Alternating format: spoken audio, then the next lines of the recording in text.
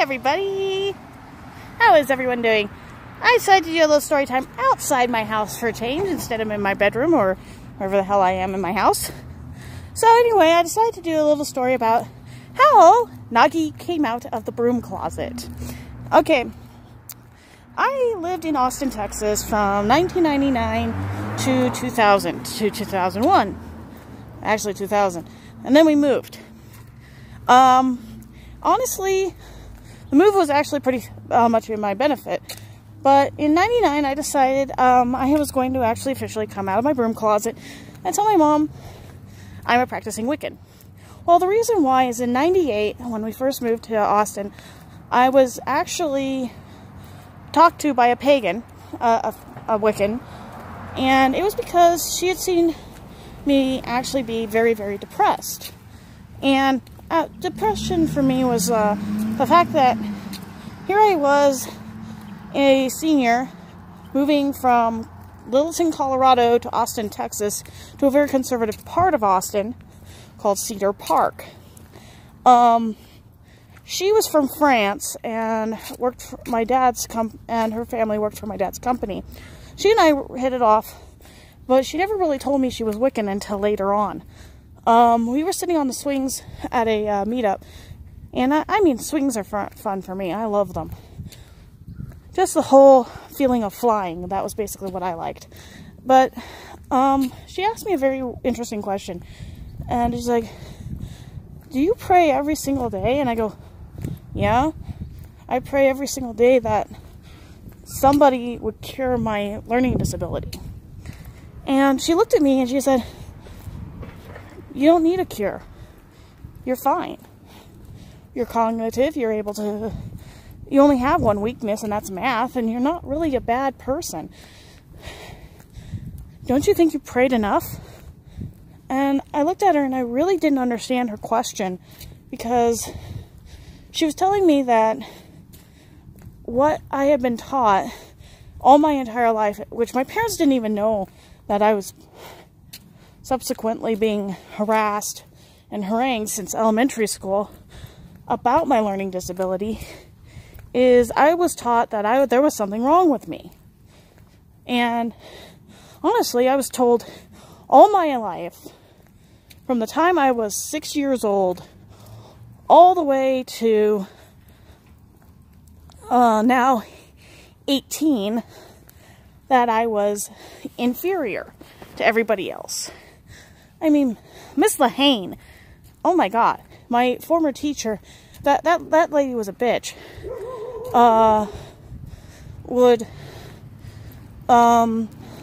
This lady was a bitch.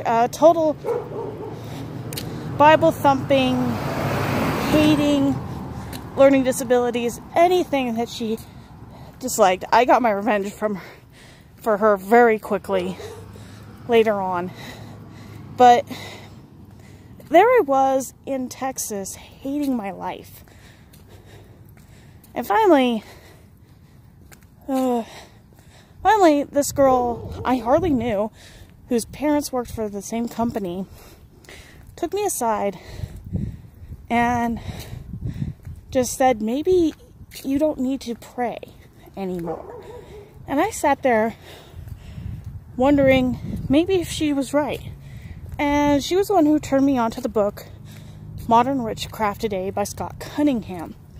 So I was reading it, and lo and behold, it held a lot of the stuff that I had learned and believed from the time I was like, I don't know. And I finally sat there reading this book 4 or 5 times in a sitting, and I was sitting there going, oh my gosh, this is right. This is correct. This is awesome. I am almost 35 years, I was like 35 years old when I was 35, I finally realized what I was being told was the truth. And I said, you know, it isn't about whether or not I believe in a God. I do. I believe in two, the masculine and the feminine. But I believe that everybody has a right to believe whatever the hell they want. And here I am in a purely Christian, conservative area, and I found out that there were other Wiccans in my school. And they were very conservative about themselves. They didn't have this constantly all around their neck.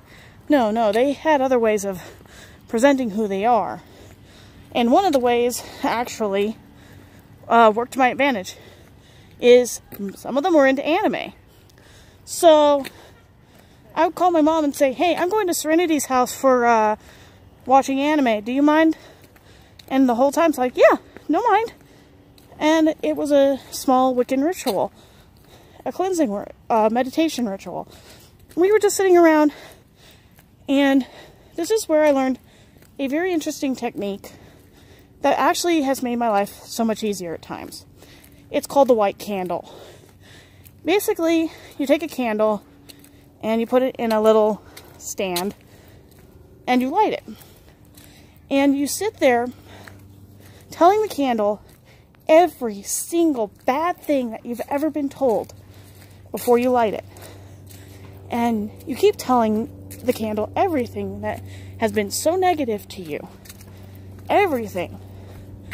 And then you take a lighter and you light it. And as the candle's burning down, all those negative things that you've been told are being burned away.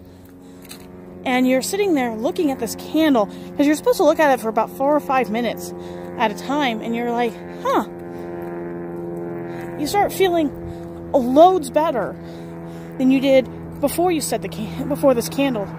And the person who taught me this little trick was my friend from France, because that was the trick her grandmother used to get away all the negative spirits that had been haunting you for a very long time. And I still do it every now and then. I'll take a white candle, burn it down, and basically what it is just, it tells you it's okay, you're fine. You're not stupid, you're not irritating, you're not abnormal, you're not being punished by God.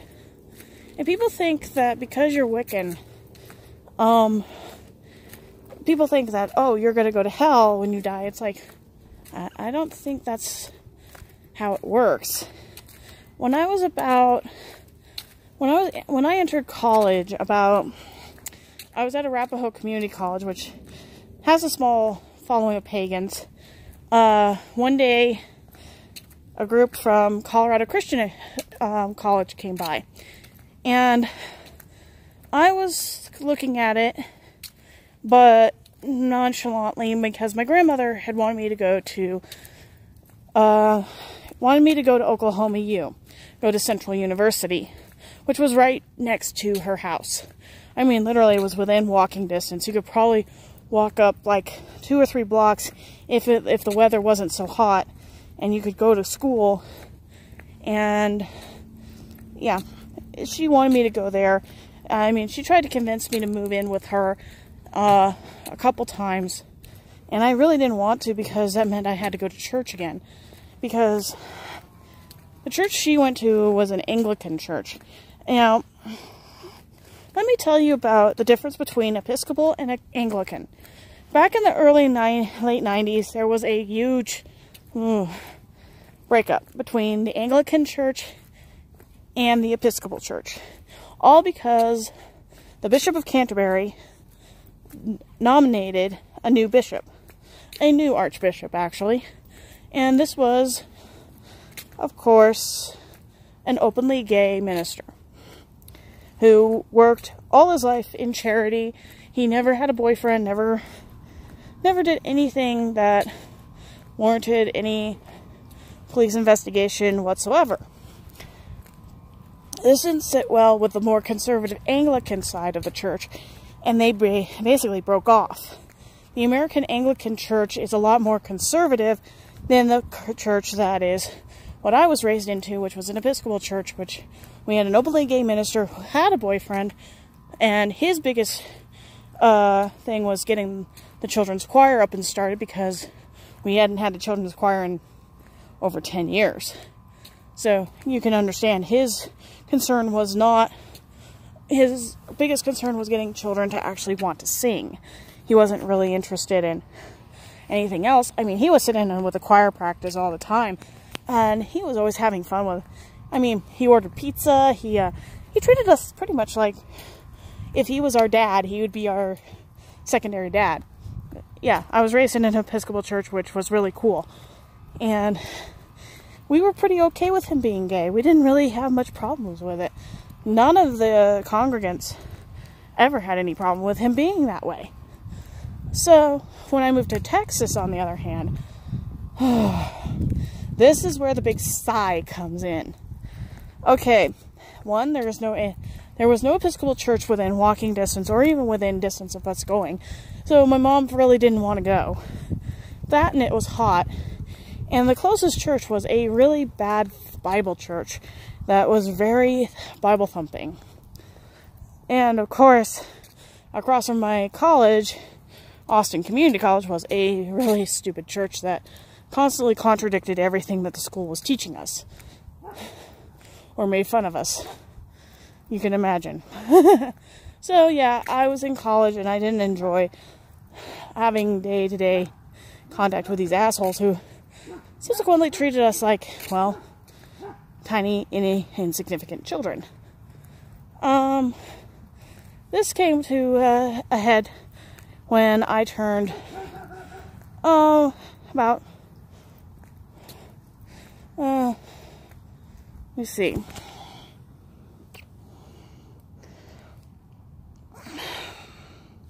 So I was about 20 when I left Texas, and so when I was 20, my sister was 19, we went to Bailey. Now, Bailey, Colorado is one of the most, can be the most restrictive, quiet places you can live. It's actually very nice, but I didn't make many friends. In fact, I didn't make any friends there.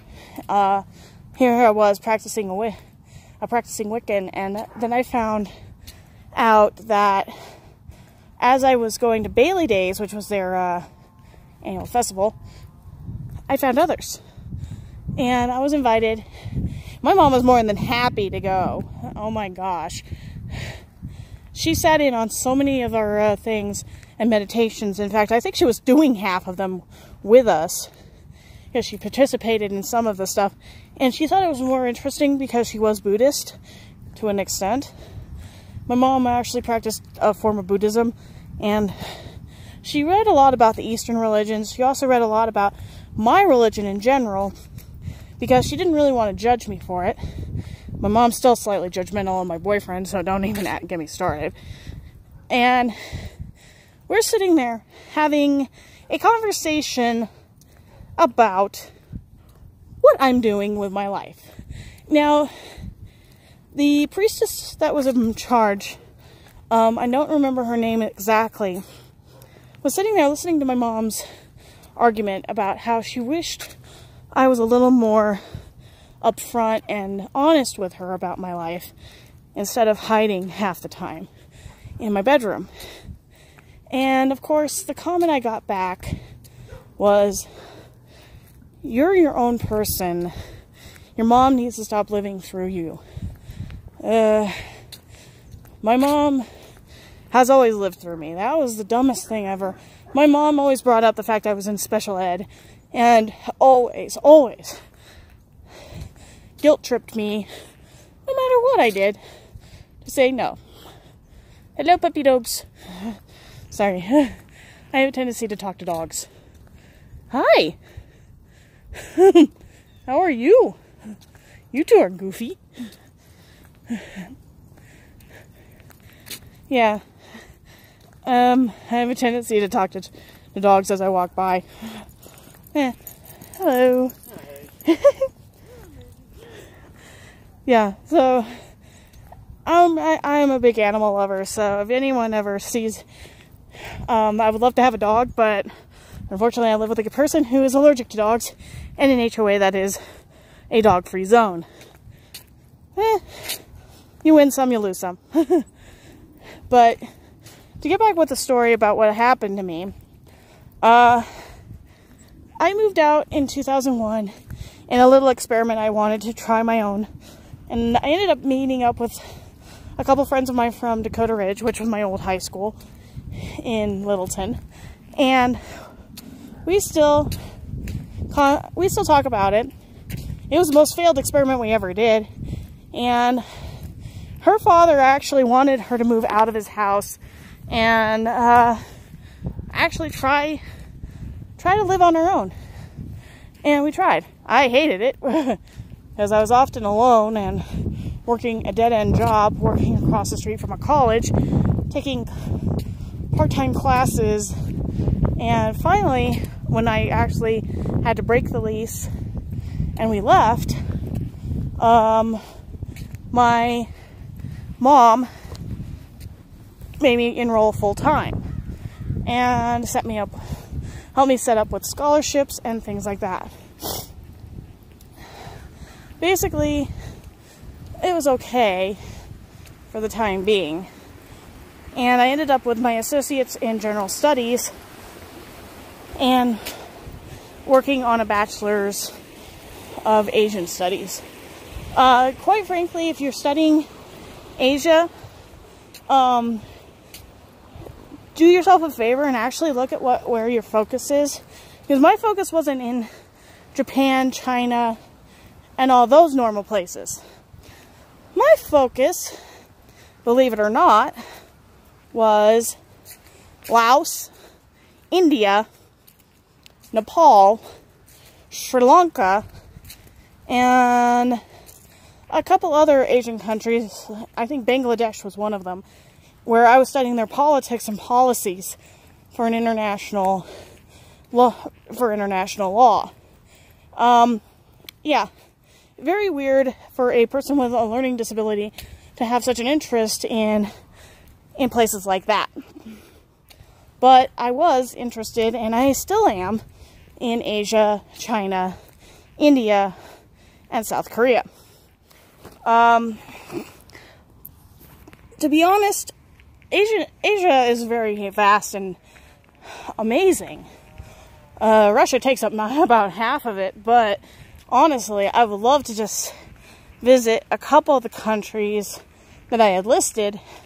Japan is not one of the countries I want to visit. Actually, it kind of is, it kind of isn't. My friends think it's really weird that I don't want to visit Japan, even though I love anime.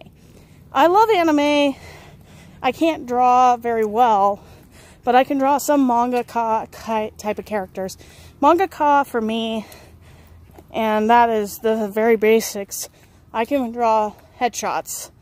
I can draw very well headshots. My friends who are artists, which are like my friend Katie Kaboom and a couple other really good fan artists, are simply awesome. And I personally enjoy their I don't call them cartoons, I call them animation. I prefer animation over cartoons. Cartoons are American, and they're not as, American cartoons aren't as inventive as they used to be. I mean, I am a big Ralph Bakshi fan. If you ever see me, ever say anything nice about Bakshi, it's his rendering of Lord of the Rings, which, oh my gosh, I could talk hours about that one, and that's another story for another time. But my college years were pretty much the same way. I mean, 38 years old, and I still want to go back, finish off my degree, because I couldn't finish it due to drama that comes from being in a community that doesn't really give a damn about their own people.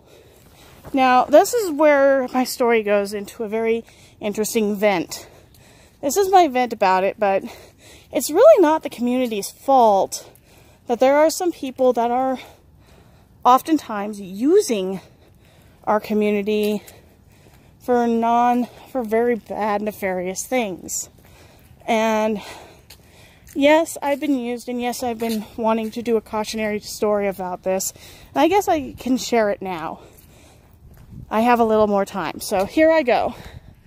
And this is the story of how Nagi got her reputation destroyed. Alright, I used to do panels for an anime convention.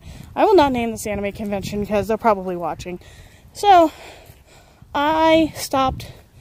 I hung out with a very cool crowd of artists, and vloggers, and we all just hung out, talked about different things. They found out I was very much an old school anime nerd. I wasn't much into Naruto. I wasn't into Bleach. I wasn't into any of the normal so-called animes that everybody liked. I was into, like, the old stuff. I loved Unico, things like that. I mean, old anime. And I had these people that I talked to constantly online and all over the world. And people thought, oh, she must be really popular because she's got all these friends. Well, this is where it hits head. This is where people find out that the people that you know online are the people that you've met over a accumulation of research and years. And these are people that I've never met in person, but I have actually talked to in a sense. One of them lives out in Japan. I won't give names because I really don't want to talk about it. And he was giving me guidance ever since '99 when I entered a chat room. And he was very nice to me. And I didn't know anything about him until he sent me a picture and kind of shocked me of how popular he really was. And he told me a very interesting thing is that people try to actually mistake your kindness for being dense or being stupid. And he said he would never want that to happen to me. Well, that happened to me. And he said it was a very tough lesson I had to learn. And he felt horrible about it for years. And he said that I shouldn't have had to go through it. What had happened is I got an apartment with a friend. And this is a person I knew for a while. And he was trying to find a place. He already had a job set up. And I had 2 jobs. And one of which was not a permanent job. And I ended up losing both. I actually had to quit college to get a regular job.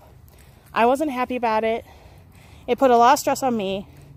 And I really wish I had not left my dorm. Because I would have been able to finish college, pay off my loans, and there, I've done it. Well, that didn't particularly happen for me. So, in 2000,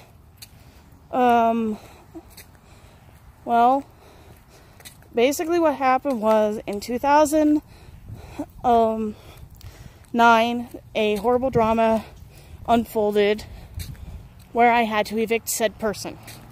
My roommate my new roommates were moving in, and he was moving out. I had just gotten a job at King Soopers, which is a grocery store, and was trying to get so it turned into a very stressful moment. It was still stressful even afterward, and I ended up losing a lot of friends because of it. And one of them turned into a bitch out of hell. And years later, she contacted me and actually said I was absolutely right for what I did, and that the guy had a stalker issue.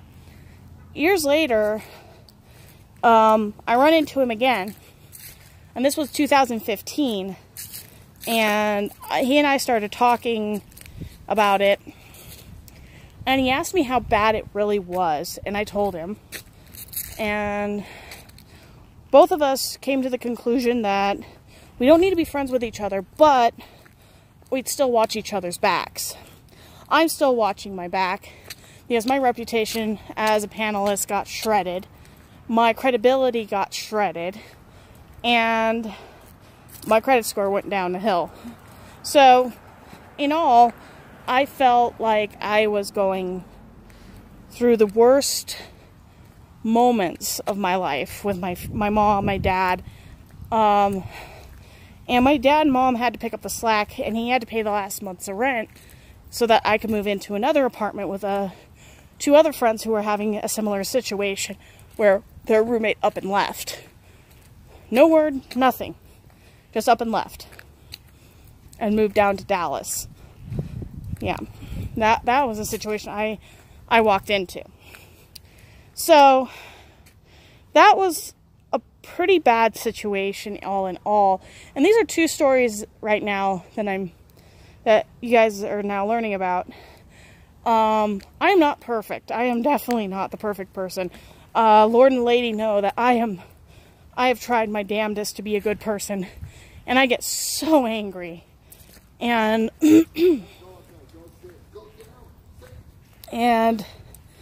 well, basically in 2010 I met the man of my life.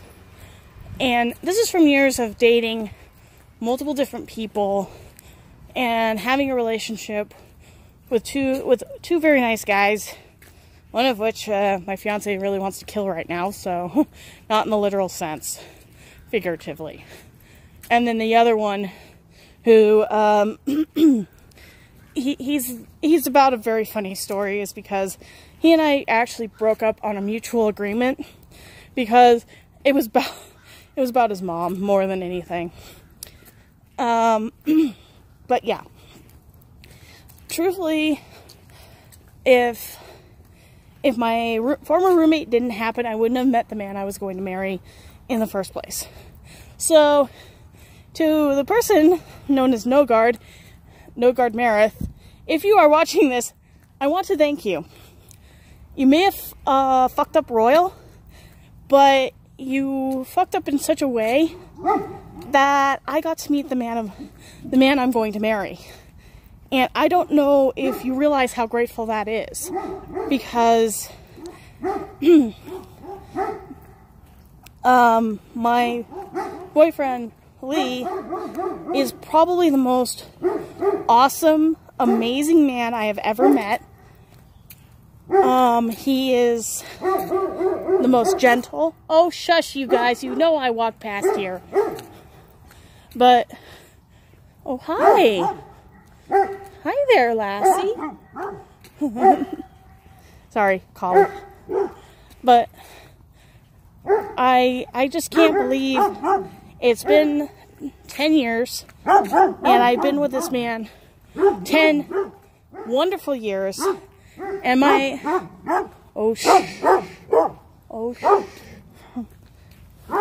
10 years with this man. And I wanted to say, in all honesty, if we hadn't moved out and done what we did, I wouldn't have met this person. And I wouldn't have... Yes, my fiance is probably mad at you for not paying me back the money that is owed. But, you know, money doesn't buy happiness. And this guy has been the happiest moment of my life. And... And anyway, Nogard, I want to say this in all personal honesty, thank you. Thank you for, yes, screwing up. But if you hadn't screwed up, I wouldn't have met the man of my dreams. I would never have met Larry Narsith, the furry. I would never have met him. And honestly,